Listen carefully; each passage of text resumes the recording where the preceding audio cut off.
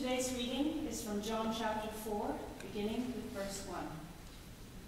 When Jesus learned that the Pharisees had heard he was attracting and baptizing more disciples than John, even though it was really not Jesus baptizing, but his disciples, he left Judea and returned to Galilee.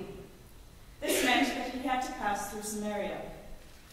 He stopped at Sychar, a town in Samaria, near the tract of land Jacob had given to his son Joseph, and Jacob's well was there. Jesus, weary from the journey, came and sat by the well. It was around noon. When a Samaritan woman came to draw water, Jesus said to her, "Give me a drink." The disciples had gone off to the town to buy provisions. The Samaritan woman replied, "You're a Jew.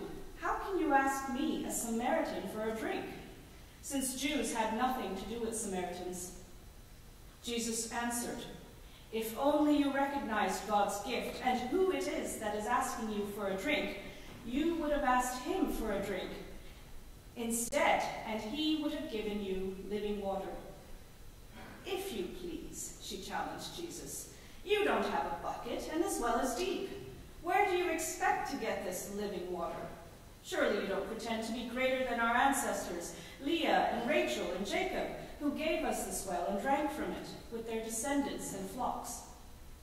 Jesus replied, "Everyone who drinks this water will be thirsty again. But those who drink the water I give them will never be thirsty. No, the water I give will become fountains within them, springing up to provide eternal life." The woman said to Jesus, "Give me this water, so that I won't grow thirsty and have to keep coming all the way here and draw water."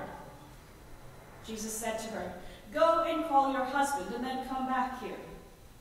She replied, "I don't have a husband." "You are right, you don't have a husband," Jesus exclaimed.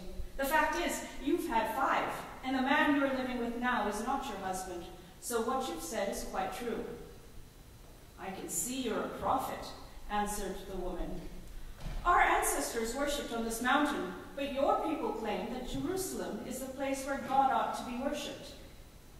Jesus told her, "Believe me, the hour is coming when you'll worship our God, neither on this mountain nor in Jerusalem. Your people worship what you don't understand. We worship what we do understand.